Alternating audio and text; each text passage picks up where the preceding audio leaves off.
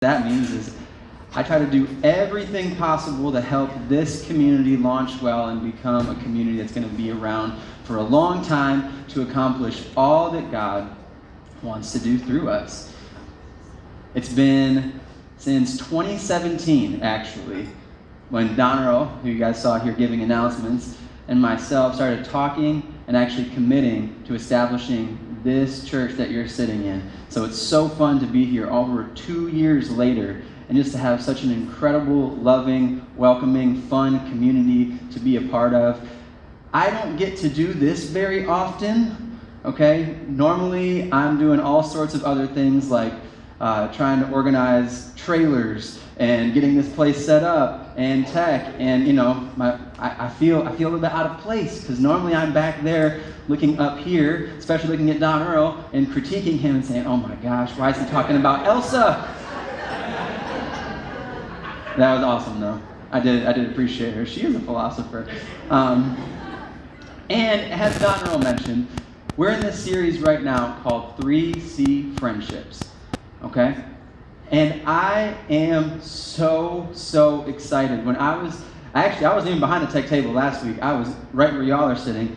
And I had my heart like pounding out of my chest. I was so excited because this series and what we're talking about, I think, is simple but so profound that it's going to have some really far-reaching implications. It's going to have worldwide impact, and I really believe that, what we're learning here right now. And in case I haven't done a good job of explaining how excited I am, all right, I want to try to give you a picture of what's inside me when I'm talking about how excited I am, all right?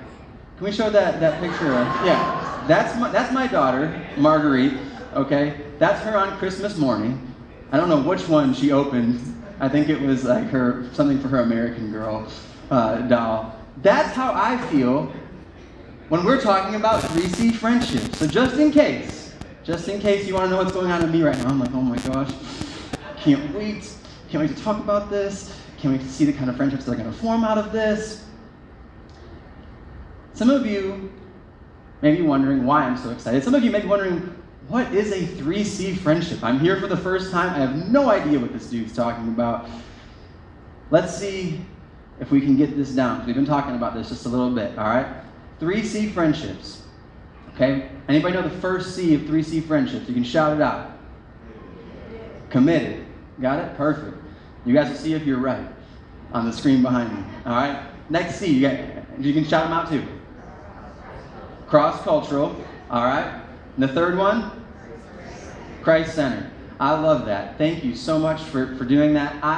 Just one more thing in case you never knew this about me is I was never that great at sports. I was this triple threat combo of like kind of small and not very strong and also really slow.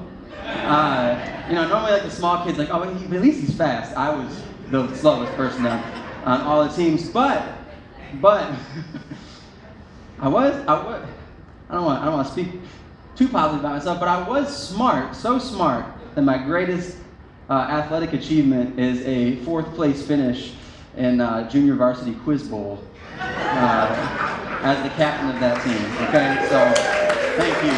Just want to make sure that you all knew that and can celebrate that at home.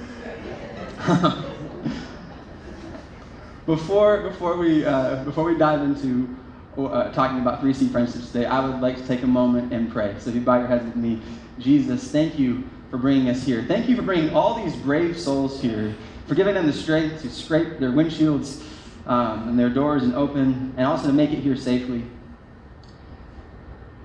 Jesus, I believe that you are present here through the power of your Holy Spirit, and that it is through the power of your Holy Spirit that you are going to speak to each one of us today about something that I think is so close to your heart that I hope, again, when people look back, they look back to this series in January of 2020 at Life Church Auburn Hills and say, because I was there, my life is different now and different for the better. Jesus, we pray this in your name. Amen. All right.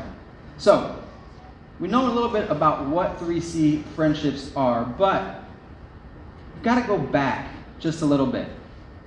Okay? Now, this idea of 3C friendships, we're talking about building committed, cross-cultural, Christ-centered friendships. I want you to think about this like cardinal directions on a compass. All right? This is like north, south, east, west kind of stuff.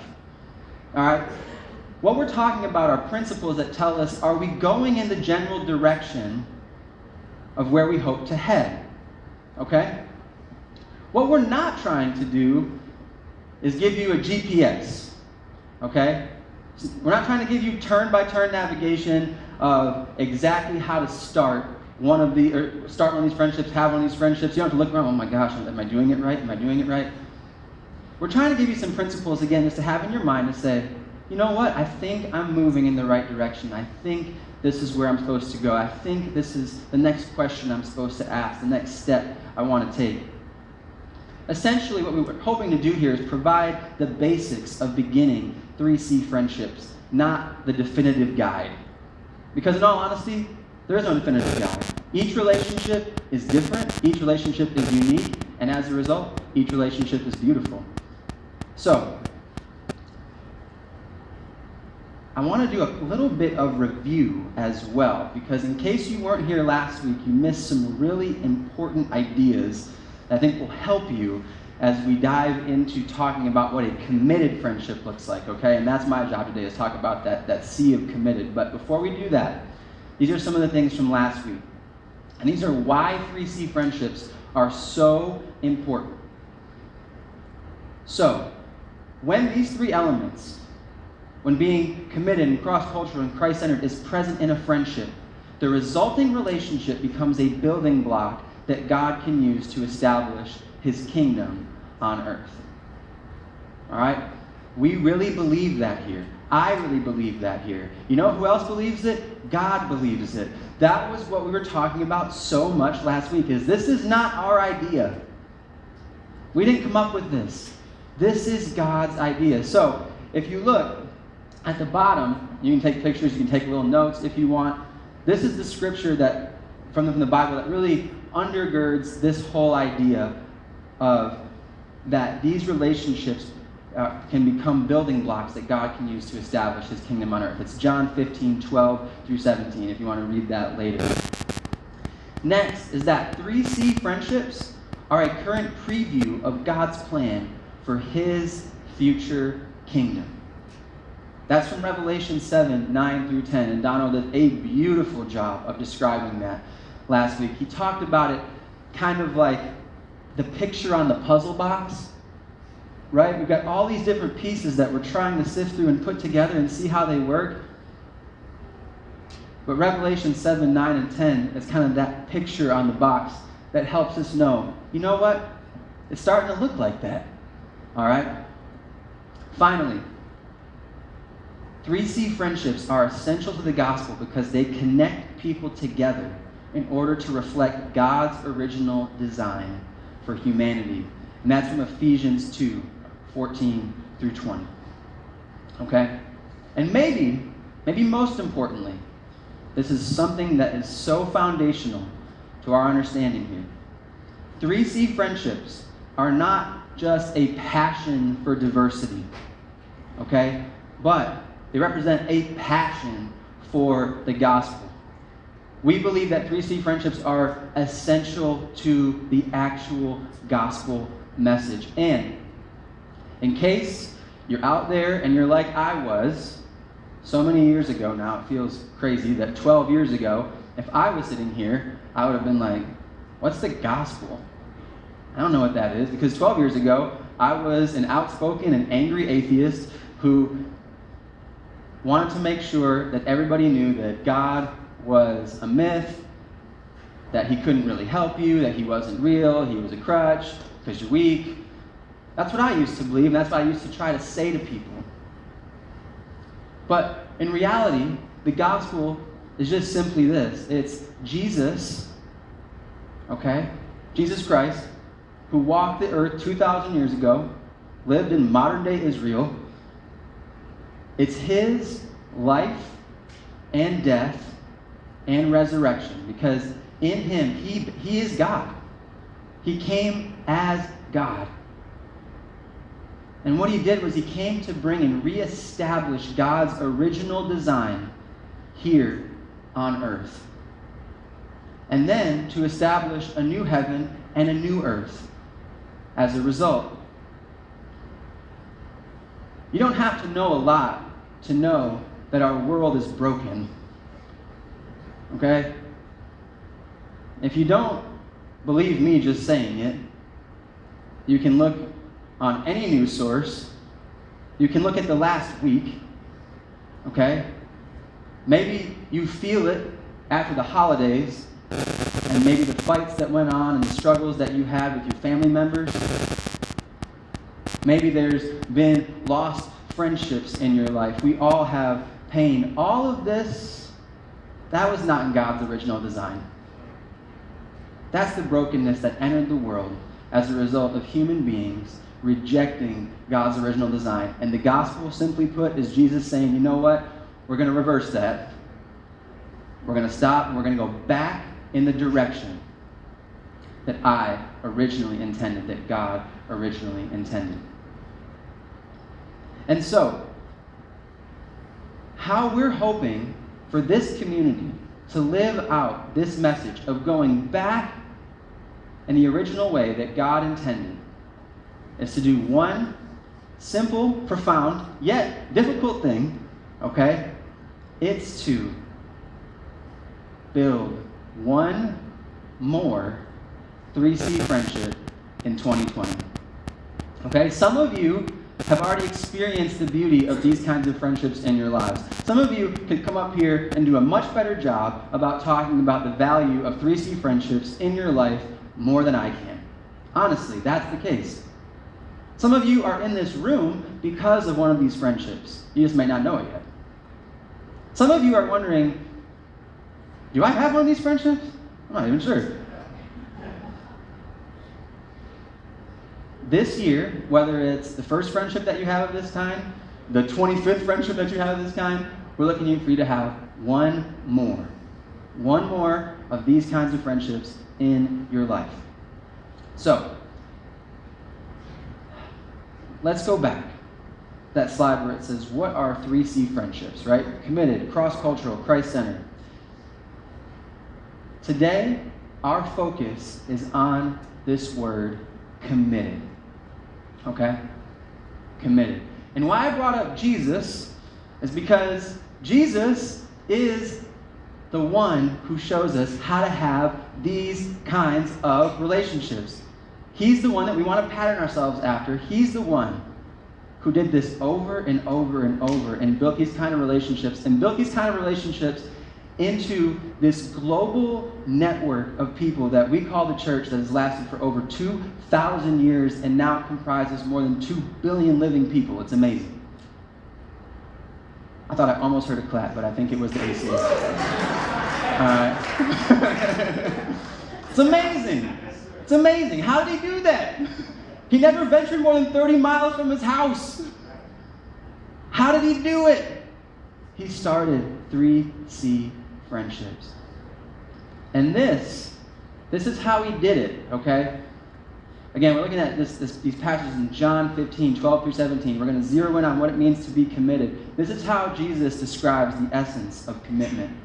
He says this, greater love has no one than this, to lay down one's life for one's friends.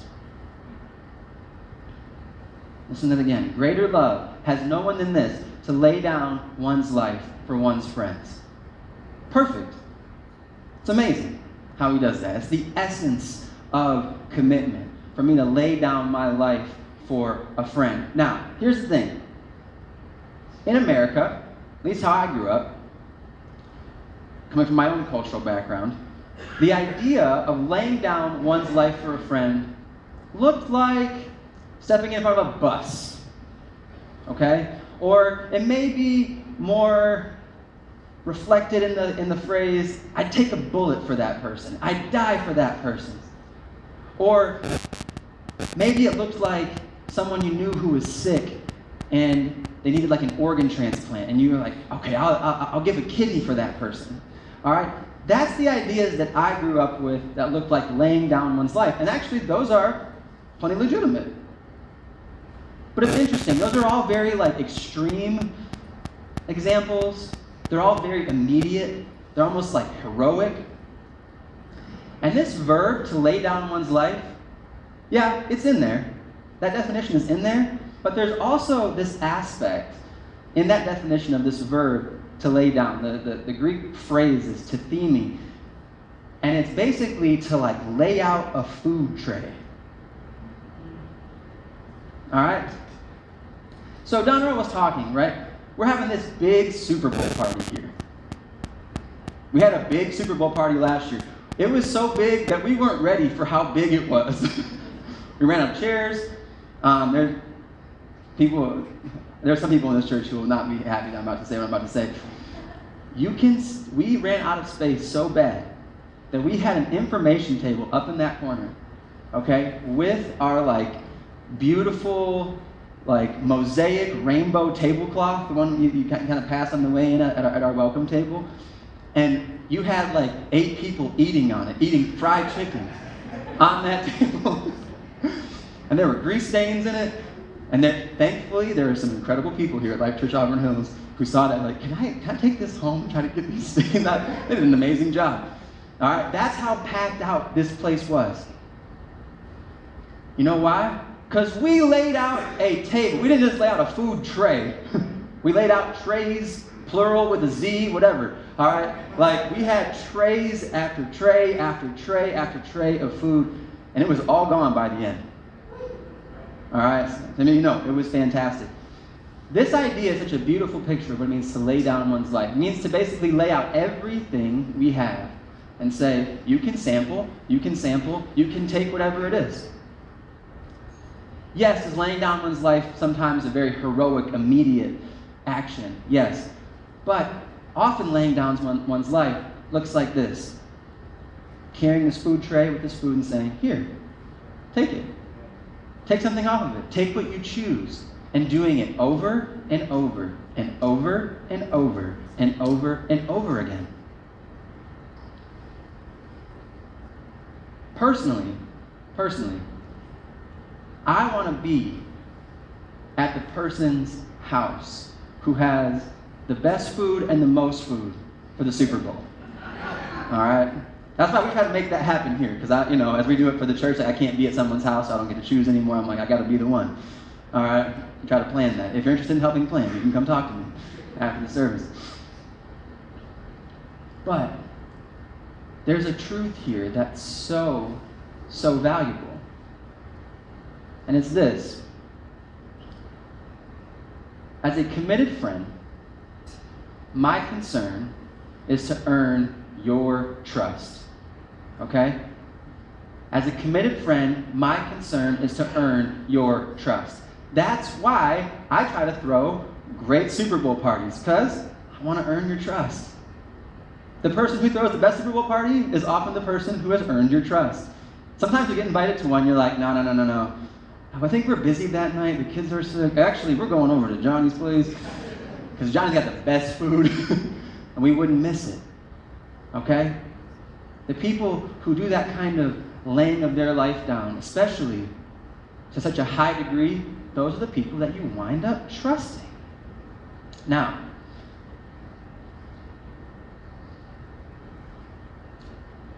Jesus is the one, again, who gives us this definitive guide.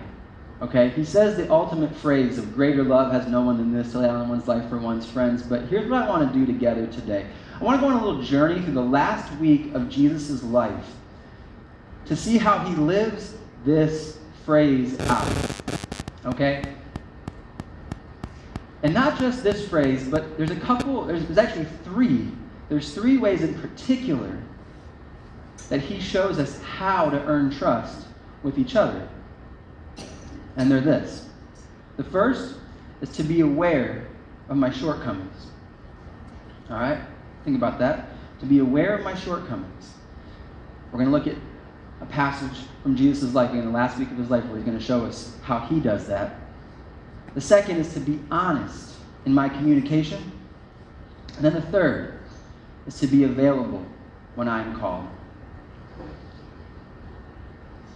Be aware of my shortcomings, be honest in my communication, be available when I am called. If we live out these 3 little sentences, little phrases, we're going to earn trust, and we're going to be able to build committed friendships. So, Jesus says this ultimate phrase, right? Greater love has no one than this, to lay down one's life for one's friends. He says it at a really interesting time. He says it within 24 hours of his death. He says it while he's having this very special meal, the Passover meal, the Super Bowl of Jewish culture, if you will. That one didn't land. All right. It's not the Super Bowl of Jewish culture, but it's really, really important. Okay? It would have been so important. It would have been so exciting. Because, and you would have been in the homes of family and friends. Jesus knows that he's about to die. He knows that the next day he's going to be handed over. He's going to be crucified. He knows this, but yet he desires to have this meal with his friends, like his last meal. It's like his last chance to have this moment with these people who are so important to him, with these 12 really close friends, the ones that were chosen followers that he was entrusting his whole life, his whole ministry to, and not only that, who he just felt this deep, deep closeness with. Okay? Now, it says, right, being aware of my shortcomings. If you know anything about Jesus, the man didn't have shortcomings, but he was aware of potential shortcomings. We all have shortcomings that we need to be aware of, but Jesus was aware of potential shortcomings. Okay? I want to go back just a little bit before this evening. We're going to get to him actually sharing this meal, but I want to go back a little bit before. Could you imagine the last week of your life if you knew that at the end of it, you were going to die? Not only that, maybe you knew you were going to die. Not only that, you have people launching all sorts of plots, people like getting ready to betray you, people fighting you, being angry with you in the streets, people are coming to you trying to get healed. I mean, it's chaos for the man. He's in Jerusalem. It's the Passover feast. There are people from all over the world who have now gathered together. And you know who they're talking about? Jesus. His name had already spread. His life is crazy. And yet, there's this fun little passage in Luke 22, starting in verse 7, that I think is just so interesting. Okay? So this would be a day or two before the actual Passover meal. It says, "Then came the day of unleavened bread on which the Passover lamb had to be sacrificed. Jesus sent Peter and John, 2 of these 12 friends that he had, saying, 'Go and make preparations for us to eat the Passover.' 'Where do you want us to prepare it?' they asked. He replied, 'As you enter the city, a man carrying a jar of water will meet you. Follow him to the house that he enters and say to the owner of the house, the teacher asks, where's the guest room where I may eat the Passover with my disciples? He will show you a large room upstairs, all furnished. Make preparations there.' They left and found things just as Jesus had told them, so they prepared the Passover."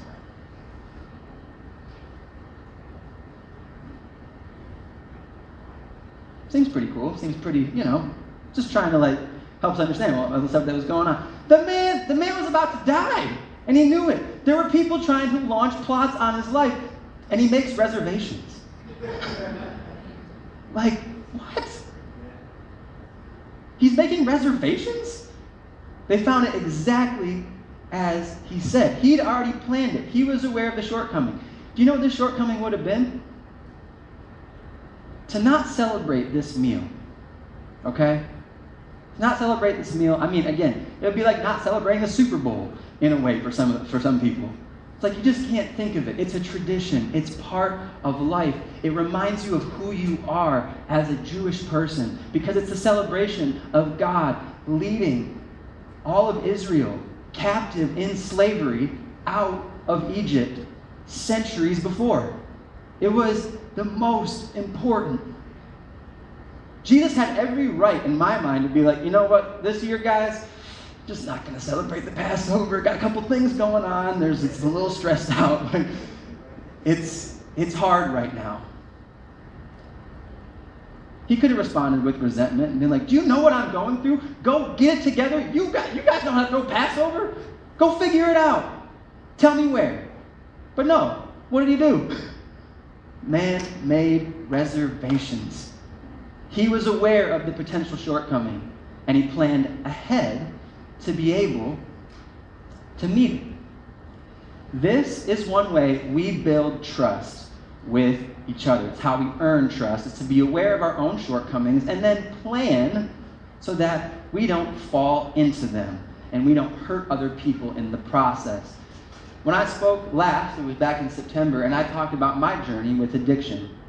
Okay, it was a journey into not only pornography addiction, but also, I don't know if I mentioned this, but as I've been in this journey with a therapist for the last year and a half, I've discovered that I have other compulsive behaviors that make life difficult, not only for me, but especially in earning trust with people. One of them being codependency, which is basically this desire to come in and rescue things and be responsible for things and people that I'm not actually responsible for. It's a shortcoming. It's a shortcoming. And if I'm not careful, that shortcoming can run my life, and then it can start affecting my wife and my children and all the people that I care about, and it can start to diminish trust. So that's why I go to therapy. So I'm aware. I didn't know what it was at first, but I knew something was wrong. I knew I lived life in a really unhealthy way. I knew I lived it in this kind of chaotic way. And I knew that I couldn't keep going like that much longer. And so I got help. In terms of addictions, there's a few meetings in my week that I just won't cancel, no matter what. One of them is a step study, like a 12-step, where I go and talk about triggers and things that might send me back into addictive behaviors. Another is meeting with a mentor who knows me. In both those kinds of places, I can confess what's going on, and I can move forward. That's how I at least plan ahead for some of my shortcomings. But I'm aware, and the more aware I've become, crazy thing, I used to think that the more aware I was of my shortcomings, the more aware everybody else would be of my shortcomings, and the less they'd trust me. But it's been completely the opposite. The more aware I am, the more I can communicate it and have language for it, the more people are like, oh, he's trustworthy. Part of me still doesn't get it. All right? Except that I've lived it, and I know it, and it's true. The second way that we earn trust, okay, is to be honest in communication. So, let's go a little bit further into this final week. Now they're actually at the Passover celebration. This is from John 13, 2 through 10, okay? Moved one too far. There we are. So, it says that Jesus was sharing this meal with his friends. It said the evening meal was in progress, and the devil had already prompted Judas, the son of Simon Iscariot, to betray Jesus. Jesus knew that the Father had put all things under his power and that he had come from God and was returning to God. So he got up from the meal, took off his outer clothing, and wrapped a towel around his waist. And after that, he poured water into a basin and began to wash his disciples' feet, drying them with the towel that was wrapped around him. He came to Simon Peter, who said to him, Lord, are you going to wash my feet? Jesus replied, you do not realize now what I'm doing, but later you will understand. No, said Peter, you shall never wash my feet. Jesus answered, unless I wash you, you have no part with me. Then Lord, Simon Peter replied, not just my feet, but my hands and my head as well. Jesus answered, those who have had a bath need only to wash their feet. Their whole body is clean, and you are clean, though not every one of you. And that's the one to whom who would betray Jesus. There's a lot going on in this passage, but I just want to focus on this one small aspect. Do you guys see how honest Jesus is? You see how frank and clear and open he is with Peter? Peter's like asking all these questions, and Jesus is just volleying back. Let me tell you the truth about how this is. That is indicative of a special relationship. I want you to think, how many relationships do you have the ability to have that open of communication with, where you can just openly say, no, you're wrong, and not feel like it's going to come back on you somehow, like you're not going to have to pay some crazy consequence for it? Probably not very many. But Jesus had developed and earned trust, not through these all other means to be able to get here. He had started from the beginning with his friends, being open and honest about who he was and what was going on in his life, and so they could be open and honest with what was going on in theirs. This kind of dialogue isn't rare with Jesus and his friends. And may it be the same for us, okay? That it shouldn't be rare. Hopefully it's not rare in our own lives. In my own life, one of the people that I've been able to have this really open dialogue with is sitting right there in the red sweater. It's Don Earl. Guys, if I could bring you into some of the fights that Don Earl and I have had, if I could go back and play tape on some of the things that I've said to him, never want to, thank God it's not recorded. But if I could go back and play tape, you guys would be like, like, how did we get here? How did this happen? How are you guys friends? Are you guys friends? We are friends. We've been friends. We've been friends in the midst of those kinds of dialogues. It's because we are friends that we can even have those kinds of dialogues. So many relationships that I've had, when I've said things that openly, you know what people said? Later. And you know what? I've done the exact same thing to them. But with Don Earl, it's been different. All the things that I have said, he's been willing to listen to, he's been willing to search through and try to get to the truth, why this is important, why this matters, why I'm feeling this way. He's an incredible listener. And he's been able to meet me and rebuke me and challenge me and offer me criticism. And together that's sharpened us. It's made us better, not worse. It's made our friendship deeper, our commitments deeper, because we've gone through that. It might be somebody you need to have an honest conversation with. Maybe it's not today. Maybe it's not this week, but it might be coming up. And we're going to be talking about those kinds of tools to have these kinds of dialogues on Wednesday nights, especially in practicing. And I'd highly recommend being a part of it. So, again, Jesus was honest in his communication, speaking openly with those he considered friends. And finally, literally moments before he utters, love has none greater than this, than to lay down one life for his friends. He says this in John 15:5-7. I'm the vine, you are the branches. If you remain in me and I in you, you will bear much fruit. Apart from me, you can do nothing. If you do not remain in me, you are like a branch that's thrown away and withers. Such branches are picked up, thrown away into the fire, and burned. They're worthless. But if you remain in me and my words remain in you, ask whatever you wish, and it will be done for you.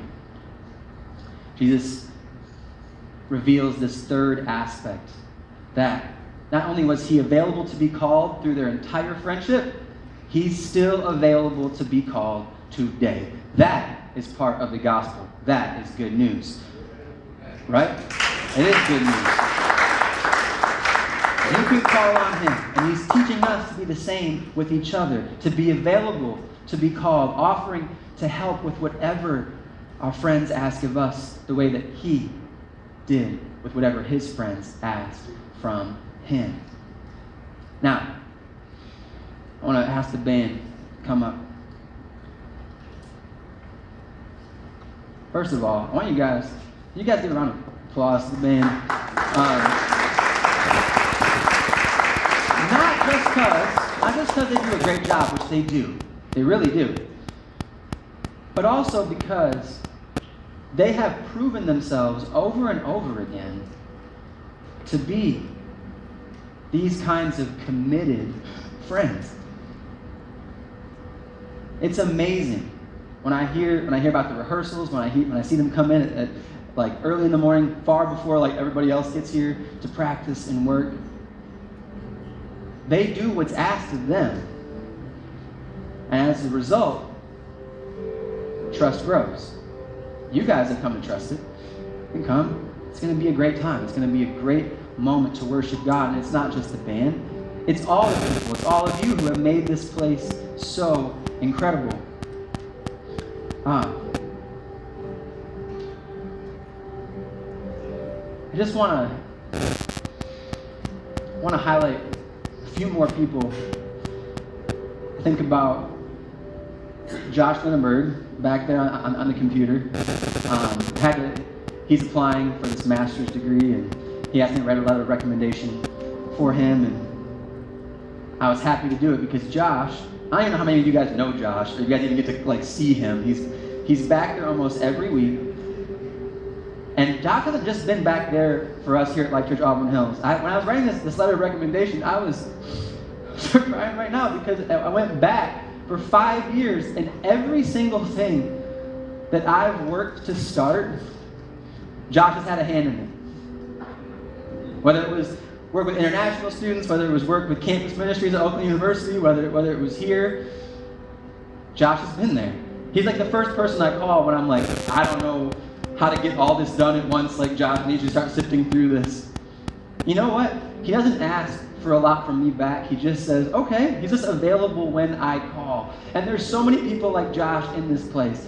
I think about Mies Hernandez and Tim Akers out of Mission Control. I think about Makisha Jones out there in Life Kids. All right, I think about Peter Waskevich out there today, in the parking lot. Who wanted to be in the parking lot today? There's Peter. The list goes on. I have a longer list. So, what does this mean for us? What can we do? What can we do to help form committed friendships in this new year? How can we start building this first block, right? How can we start doing that right now so that we can accomplish these goals of growing one more 3C friendship? Got 4 things for you. The first, to find people to whom we can confess our shortcomings. Again, for me, it's been a step study, a mentor, a therapist. Find that person. Meet with them. Share what you're struggling with. Number 2, join a community group on Wednesday nights to learn how to communicate more honestly with each other in a safe environment. Trust me, it's not going to just benefit you here. It's going to benefit all of your relationships. 3, try to be available to one more person or task this week. Maybe there's been one thing, it's like, I can't do a lot, but there's been this one person asking me, I can do that one more thing. I can salt their driveway, I can shovel their sidewalk, something to be available when you're called. Maybe it's volunteer here. And finally, this one I love, just to show up when you're invited. The more you just show up when you're invited, the more trust builds.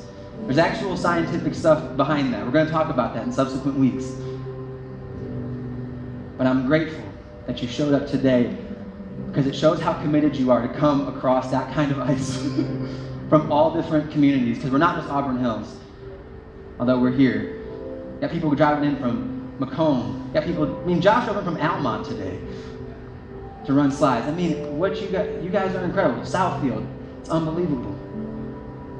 And Jesus is inviting each of us to show up in 2020 and start growing his kingdom in ways that we haven't had a chance before. So, I want to pray and then invite Donald to come back up. Jesus, thank you for being present with us today. Thank you for showing us what it means to be committed to one another. By the way, you've been committed to us. You've never left us, you've never forsaken us, nor will you ever. And if there's anyone in here who doubts that today, Jesus, I ask that you would put that doubt to rest. For them to be able to say, you know what, Jesus, it's okay. Yep, today's the day I want to trust you. I want to rededicate and build this new commitment with you, Jesus. If that's you today, you can just talk to him. Or maybe just fill it out in the back of that connection card and turn it in so that we can journey with you and be committed to you as well. Jesus, we thank you for this time together. Thank you for what you're about to do in this church, this community. We love you. Amen.